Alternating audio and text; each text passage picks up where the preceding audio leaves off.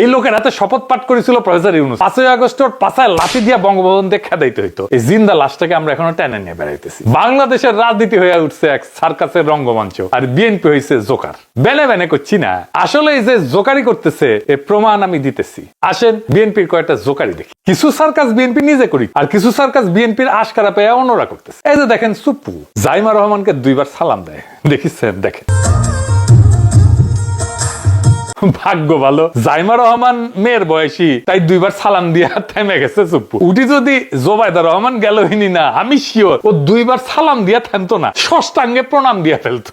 নতুন বাংলাদেশের প্রথম সংসদ অধিবেশন, আর প্রথম দিনেই এ কেমন চরম বিশ্বাসঘাতকতা। ত্রয়োদশ জাতীয় সংসদ প্রথম অধিবেশন, কিন্তু আমরা যেটা দেখলাম যে রাষ্ট্রপতির বক্তৃতার সময় জামায়াতে ইসলামীর এবং এনসিপির সদস্যরা নানা রকমের প্ল্যাকার্ড, ছোট ছোট প্ল্যাকার্ড হাতে তাকে ফ্যাসিস্টের দোসর দালাল এগুলো বলে এক ধরনের বিক্ষোভ প্রদর্শন শুরু করেছেন। আসসালামু আলাইকুম প্রিয় দর্শক, আপনারা দেখতে পেরেছেন যে আজকে সংসদ অধিবেশনে একটা তুলকালাম কাণ্ড ঘটে গেছে। রাষ্ট্রপতি শাহাবুদ্দিন চুপ্পু সাহেবের বক্তব্য দেওয়ার সময়, ভাষণ দেওয়াকালীন সময়ে জামায়াতের কর্মীরা সেটার বিরোধিতা করে এবং এক পর্যায়ে তারা সংসদ থেকে বেরিয়ে যায়, সংসদ থেকে ওয়াকআউট করে চলে যায়। জামায়াত এনসিপির 11 দলীয় জোটের যে সংসদ সদস্যগুলো রয়েছে তারা কিন্তু বের হয়ে যায় সংসদ বয়কট করে, এবং বেরিয়ে এসে বলে যে কোনো মূল্যে রাষ্ট্রপতিকে অপসারণ করতে হবে এবং রাষ্ট্রপতিকে ক্ষমতায় রেখে তারা সংসদে আর আসবে না। প্রিয় দর্শক শ্রোতা মণ্ডলী, ফ্যাসিবাদের দোসর আখ্যায়িত করে জামায়াত এবং এনসিপির কর্মীরা, সংসদ সদস্যরা তারা বলছে রাষ্ট্রপতি ফ্যাসিবাদের দোসর, কোনো ফ্যাসিবাদের দোসরকে ক্ষমতায় রেখে আমরা কোনো কার্যক্রম চালু রাখবো না, সংসদে আসবো না। সংসদের এই অধিবেশনে অন্তত আমরা থাকলে এটি জনগণের আস্থা ভরসা নষ্ট করা হবে বলে তারা মনে করছেন। প্রিয় দর্শক শ্রোতা মণ্ডলী, অন্যদিকে কেনই বা এত কিছুর পরও রাষ্ট্রপতিকে অপসারণ করা হচ্ছে না? যখন কোনো ব্যক্তি রাষ্ট্রপতিকে ক্ষমতায় চায় না, সকলেই যখন একটা দাবি, সকলের যখন একটাই কথা রাষ্ট্রপতি শাহাবুদ্দিন চুপ্পু সাহেবকে অপসারণ করতে হবে, তাহলে কেন তাকে পদ থেকে সরানো হচ্ছে না? এরকম প্রশ্ন অনেকেই করছে।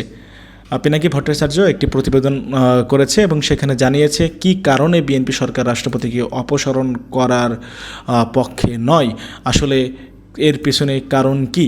চলুন কথা না বাইরে আমরা দেখে আসি পিনাকি ভট্টাচার্য কি মনে করে এবং কি বলল তার সে প্রতিবেদনে, তারপরে কথা বলি। বাংলাদেশের রাজনীতি হয়ে উঠছে এক সার্কাসের রঙ্গমঞ্চ, আর বিএনপি হয়েছে জোকার। বেনে বেনে করছি না, আসলে এই যে জোকারি করতেছে এর প্রমাণ আমি দিতেছি, এবং এই জোকারির পরিণতি কি সেটাও আমি এপিসোডের শেষে কয়ে দিব। আসেন বিএনপির কয়েকটা জোকারি দেখি। কিছু সার্কাস বিএনপি নিজে করিচ্ছে, আর কিছু সার্কাস বিএনপির আশকারা পেয়ে অন্যরা করতেছে। এই যে দেখেন সুপ্পু জাইমা রহমানকে 2বার সালাম দেয়, দেখিছেন? দেখেন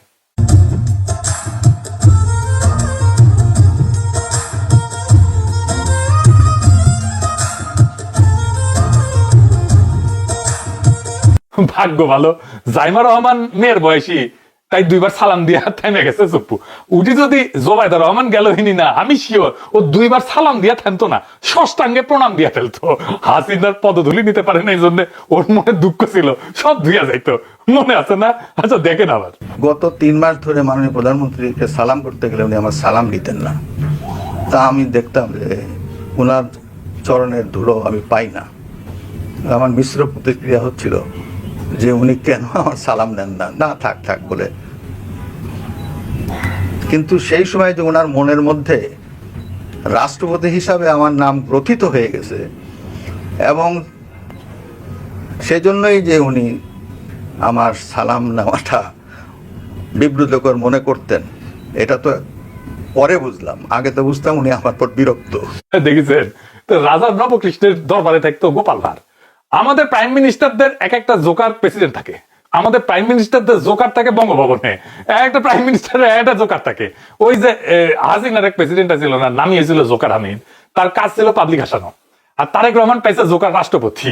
স্বাধীনতার ঘোষক জিয়াউর রহমান কইতে কইতে এখন ফেনা তোলে। দেখেন, নারীর রাজনৈতিক ও অর্থনৈতিক ক্ষমতায়নের বিষয়টি গুরুত্ব দিয়ে স্বাধীনতার ঘোষক শহীদ রাষ্ট্রপতি জিয়াউর রহমান 1976 সালে রাষ্ট্রপতির সচিবালয়ে প্রথম নারী বিষয়ক দপ্তর প্রতিষ্ঠা করেন। দেখেছেন আগে কি কইতে জানেন? মুক্তিযুদ্ধের চেতনা তছনছ করে দিতেছে জিয়া। শুনুন, কিন্তু 75-এর পর অবৈধ সামরিক সরকার এই বিচার প্রক্রিয়া বন্ধ করে দিয়েছিল। এক সময় এরশাদের হাত ধরে জিয়াউর রহমান, জিয়াউর রহমানের হাত ধরে তার বেগম জিয়া।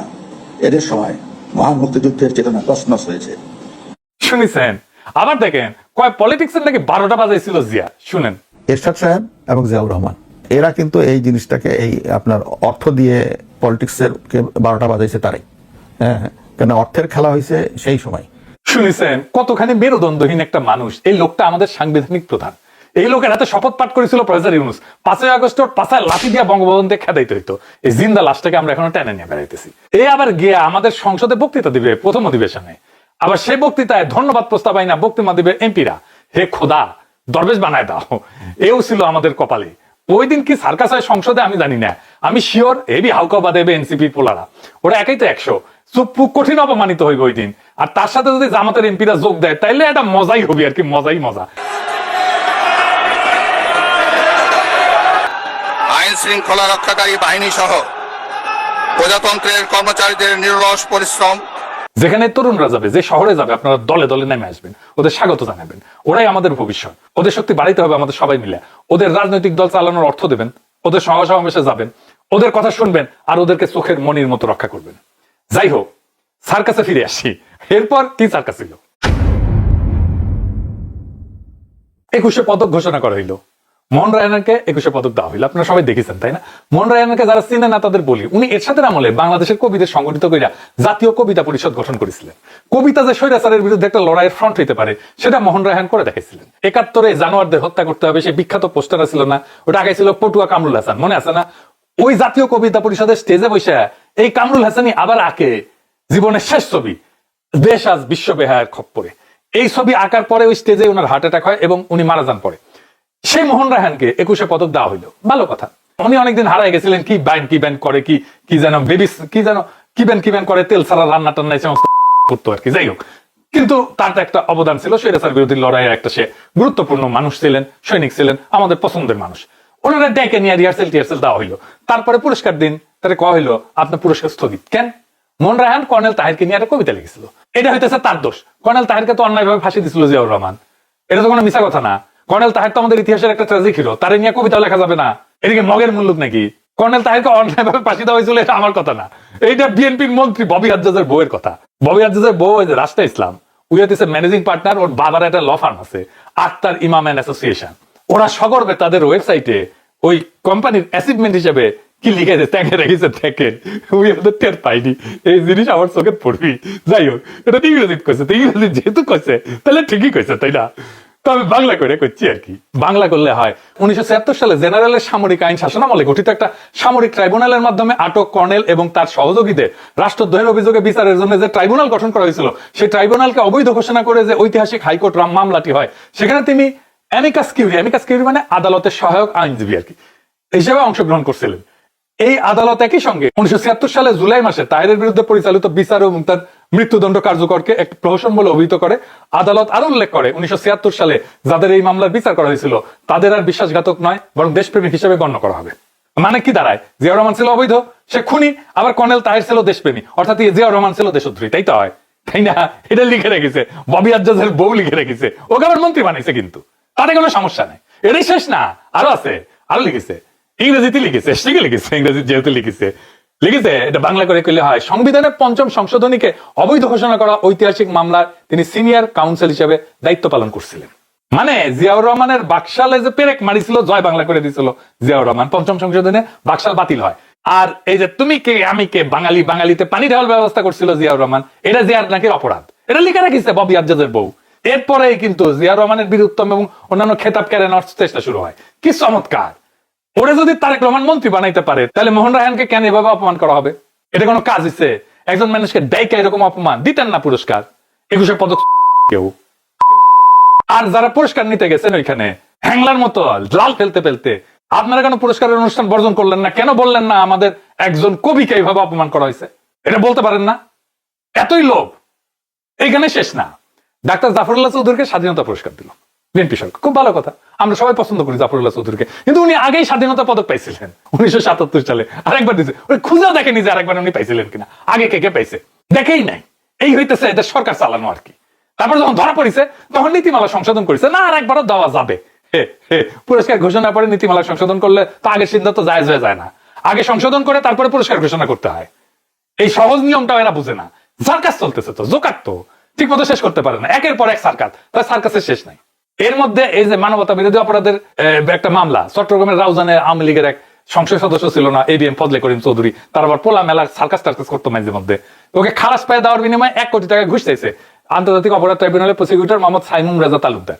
এই সাইমুম রেজা তালুকদার কে? এই সাইমুম রেজা তালুকদার বিএনপির আইসিটি বিষয়ক ফোরামের আইন বিষয়ক সম্পাদক। দেখেন, এই আইসিটি ফোরামের হর্তাকর্তা হচ্ছে বিএনপির অনলাইন সব পান্ডারা, ওয়াহিদুজ্জামান অ্যাপোলো, ইমতিয়াজ মির্জা, মারুফ মল্লিক, সবাই। এদের সব দেখেন নিউজ থেকে দেখান, দেখাইছেন যেখানে বাটপাড়ি দেখবেন সেখানে বিএনপি। এমন একটা এক্সপোর্ট কোয়ালিটির বাটপার বিএনপি করেন, এটা তো হইতে পারে না, তাই না? তা ঠিক হয়েছে, দেখেছেন সার্কাস, মানে এরা চান্দাবাজি করতেছে এখানে এসে চান্দাবাজি ঘুষ। চিন্তা করেন, মিনিমাম ইন্টিগ্রিটি নাই। আচ্ছা, হাদির খুনি ধরা পড়েছে, এই খবরে তো সয়লাভ হয়ে গেছিল না ফেসবুক সোশ্যাল মিডিয়া। আমি অনেকগুলো অসঙ্গতি ধরায় ভিডিও করেছিলাম। আমি প্রথমে তো ফেসবুকে লিখেছিলাম অসঙ্গতি গুলো, আমার গালায় তো কিছু রাখেনি তারেক রহমানের চাকর বাকর গুলো, এগুলা সব বিএনপি তো করেন, বিএনপি তো না তারেক রহমানের চাকর বাকর। যাই হোক, এইখানে দেখেন RSPR এর বরাতে দৈনিক হিরোশিমা জানাইতেছে, ও দৈনিক হিরোশিমা জানেন নাকি, ফুন্দের আলোর আগুনে পড়া অফিস দেখে কেবেন কইছিল, এটা দেখে মনে হইতেছে হিরোশিমা বোমা পড়ার পরে যে অবস্থা সেরকম হয়েছে, তাই দৈনিক হিরোশিমা ক্ষয় যায়। সে কইতেছে প্রধান আসামি ফয়সাল সহ 2 জনকে ভারত থেকে ফিরিয়ে আনার প্রক্রিয়া শুরু, এই শিরোনামে কইতেছে এখন ভারতে আটক ফয়সাল এবং আলমগীরকে আইনি প্রক্রিয়ার মাধ্যমে বাংলাদেশে ফিরে আনার প্রস্তুতি নিচ্ছে সংশ্লিষ্ট কর্তৃপক্ষ, মানে বাংলাদেশে কর্তৃপক্ষ ফিরে আনবে, তাই তো বোঝা যায় নাকি? এইটাই তো। আচ্ছা, এখানে গোয়েন্দা সূত্র বরাতে যেটা কইছে সেটা ISPR এর বরাতে কইছিল, পরে মুছে দিছে, দেখেছিলাম না আগের ভিডিওতে। এখন দেখেন নিচে কি লিখেছে ঘোষণা দিয়া, ঘোষণা এই সংবাদের কোনো তথ্য পরিবর্তন করা হয়নি, তবে ISPR এর অনুরোধে সূত্র হিসেবে তাদের নাম কেবল বাদ দেওয়া হয়েছে। হইলো না, হয়নি, আবার রিডার সাহেব আবার করা লাগবে, আপনার সেন্স অফ হিউমার কমে যাইতেছে। বিশেষ ঘোষণা করলে একটা ঢোলের বাড়ি দিবেন, সাউন্ড দিবেন, ঢোলের বাড়ি সাউন্ড দিবেন। আবার কইতেছি দৈনিক হিরোশিমার ঘোষণা, ঢোলের বাড়ি। এই সংবাদের কোনো তথ্য পরিবর্তন করা হয়নি, তবে ISPR এর অনুরোধের সূত্র হিসেবে তাদের নাম কেবল বাদ দেওয়া হয়েছে। ঢোল বাজানো ভালো হয়েছে না? দৈনিক হিরোশিমার সম্পাদকের একটা ড্যান্সের সাথে ঢোল বাজান নেয় না, এটা সে হাউস দেখা।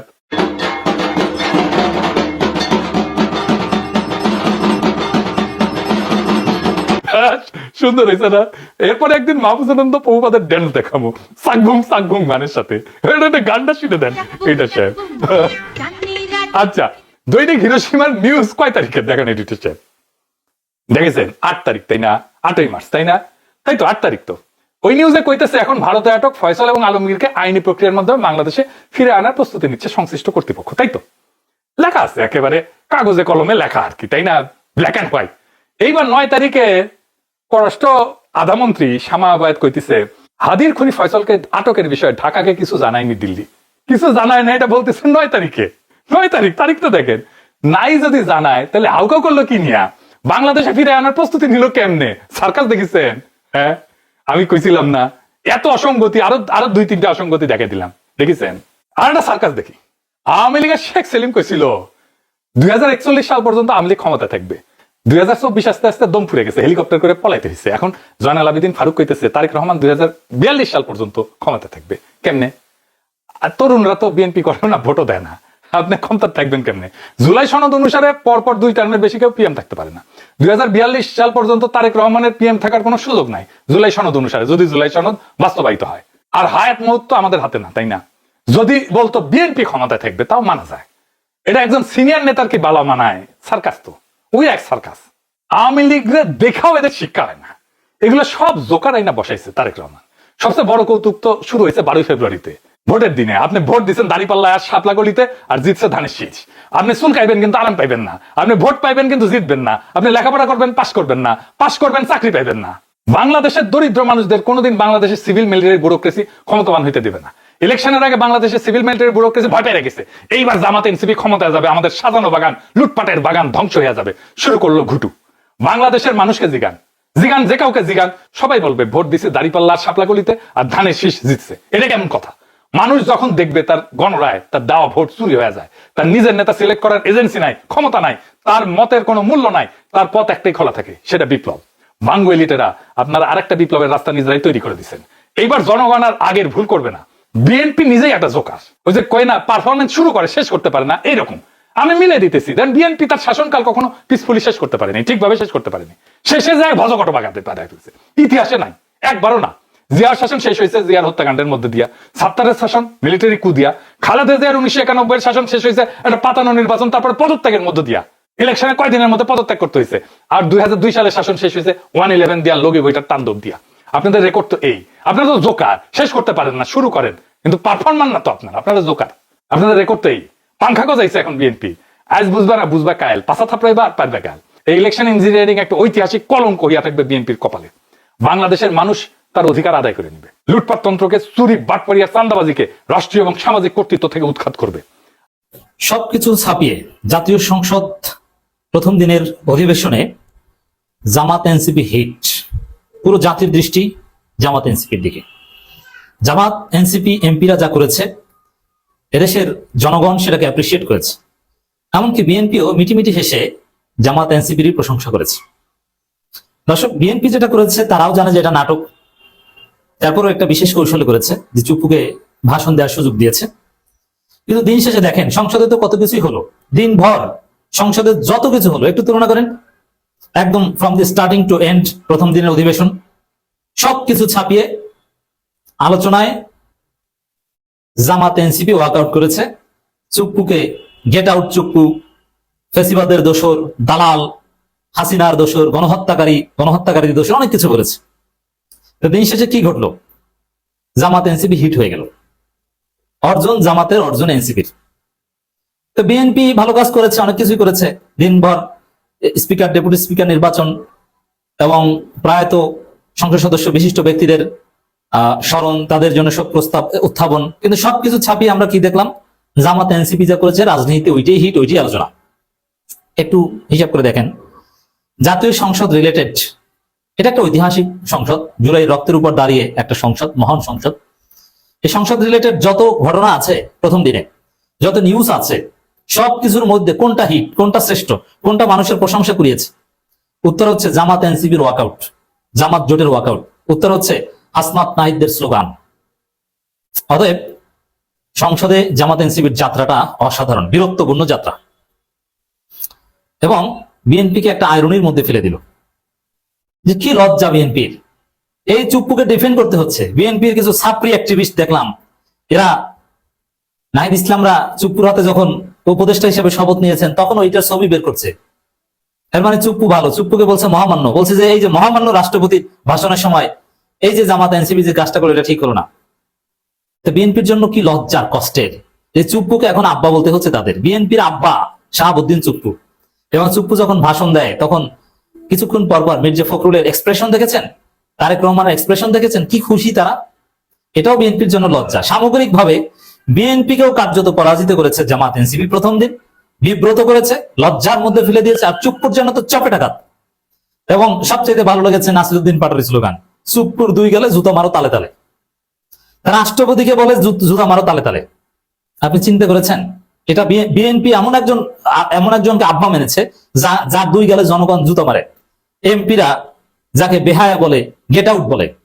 কেমন রাষ্ট্রপতি? রাষ্ট্রপতি আসলে দাঁড়িয়ে যায়, প্রধানমন্ত্রী সব বিরোধী দলের এমপিরা দাঁড়িয়ে গেছে, আর জামাত এনসিপির এমপিরা দাঁড়ায় নাই। তাহলে বিএনপি এমন একজনকে আব্বা মানে যে বাংলাদেশে এতটা লাঞ্ছিত, অপমানিত, ঘৃণিত। এটা বিএনপির জন্য লজ্জা। তো চুপ্পু যে অপমানিত হয়েছে আজকে, এই লজ্জার ভাগ, এই অপমানের ভাগ বিএনপিরও আছে। লজ্জা শরম নাই বিএনপি আপনাদের? আমরা যার গালে জুতা মারতে চাই তাকে আপনারা বলেন মহামান্য, আর তাকে মানেন আব্বা। ধিক্কার জানাই, আপনাদের এতটা নির্লজ্জ আপনারা। জামাত এনসিপির তো বিরাট বিজয়, বিএনপির পরাজয়। মজা না? অসাধারণ। তো দর্শক, হ্যাঁ, আবার জামাত এনসিপি সংসদে ফিরে যাচ্ছে। জাস্ট এই চুপ্পুর ভাষণটা বর্জন করেছে, এবং ভাষণের পর বিএনপি মুখ কোথায় রাখবে?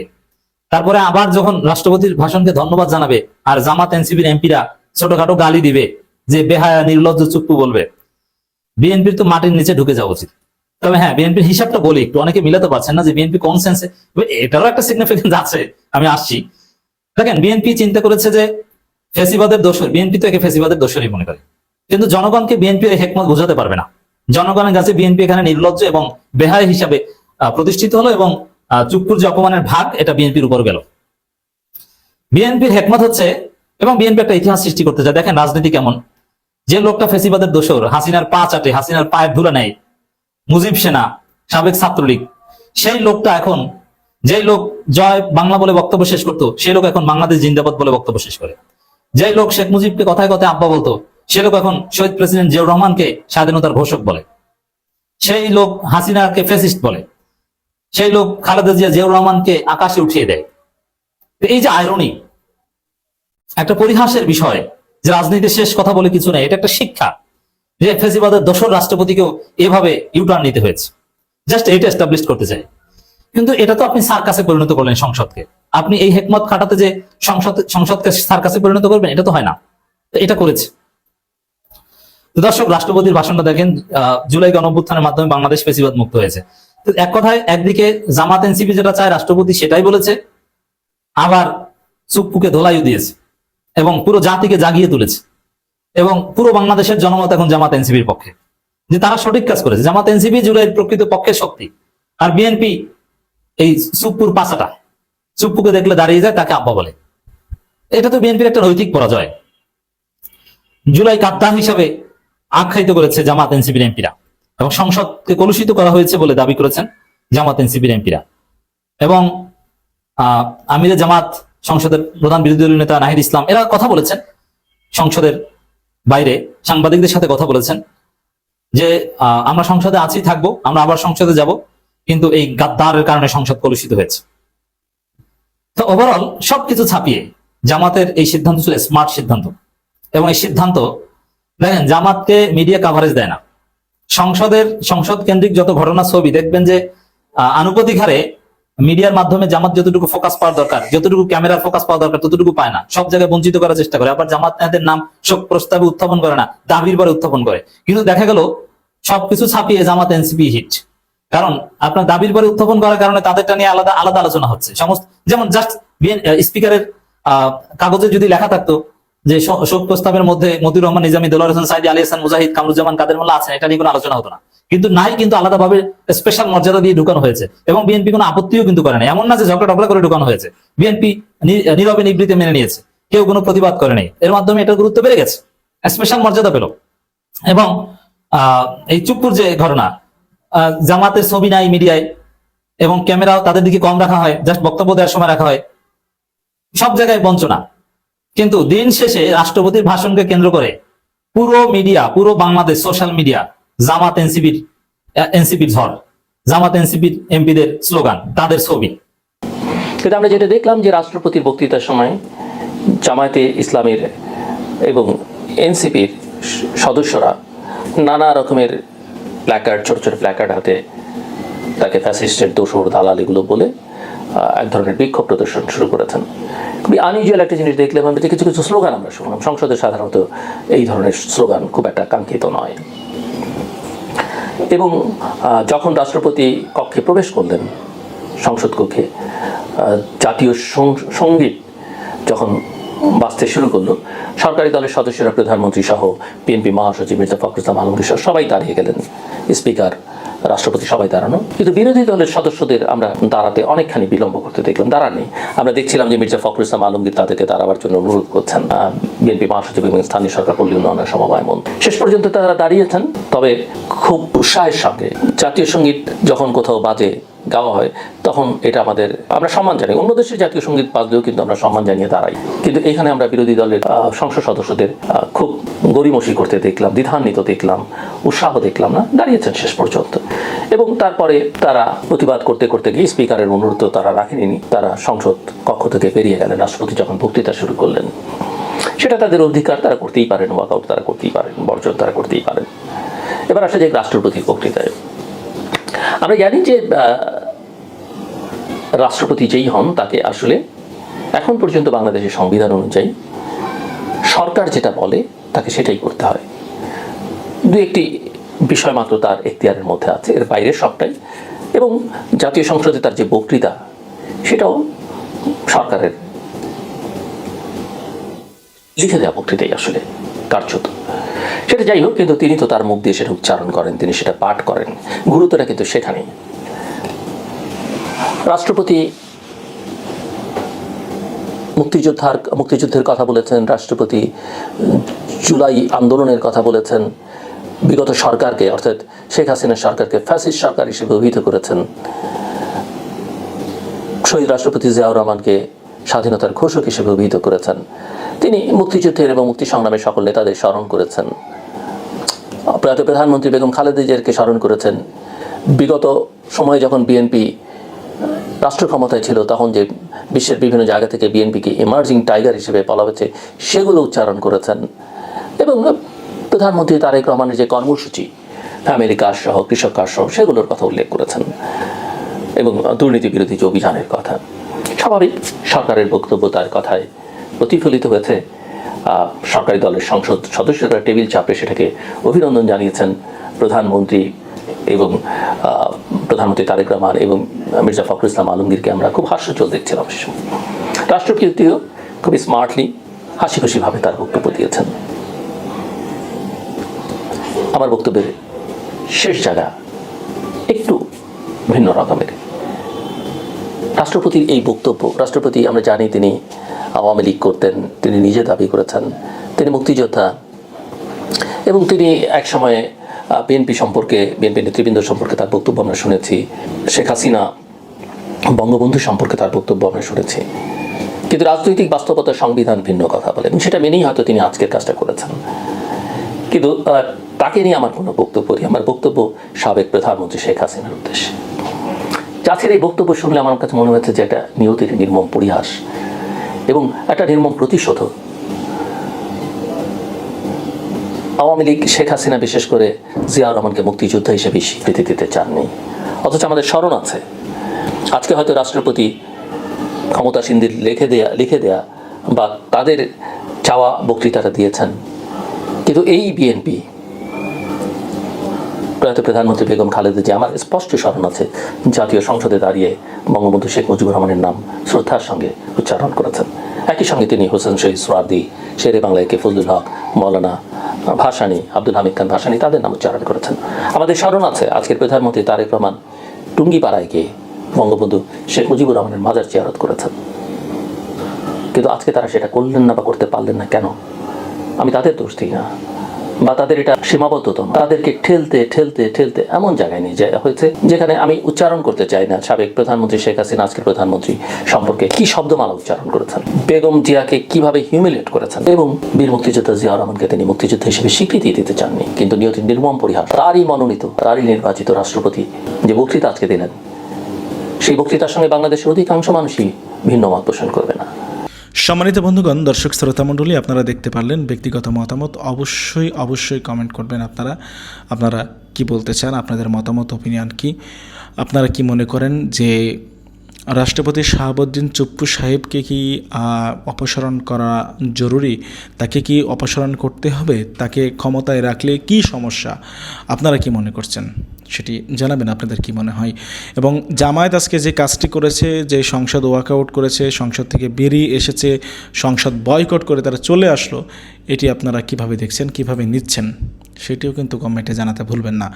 প্রিয় দর্শক শ্রোতা মণ্ডলী, যখন সকলের একটাই দাবি, সকলে যখন চাচ্ছে যে রাষ্ট্রপতি শাহাবুদ্দিন সাহেব কে অপসারণ করা হোক, তাকে ক্ষমতা থেকে সরানো হোক, আসলে তাকে আমি মনে করি ক্ষমতা থেকে সরানোই উচিত।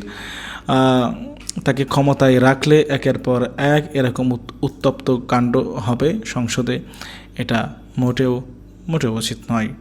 প্রিয় দর্শক শ্রোতা মণ্ডলী, ভালো থাকবেন, সুস্থ থাকবেন, আপনারা আপনাদের মতামত, ওপিনিয়ন জানাবেন। আজকের মতো এ পর্যায়ে পর্যন্ত বিদায় নিতে হচ্ছে আপনাদের কাছ থেকে। দেখা হবে আরও অন্য কোনো একটা ভিডিওতে। আল্লাহ হাফেজ, আসসালামু আলাইকুম ওয়া রাহমাতুল্লাহি ওয়া বারাকাতুহু।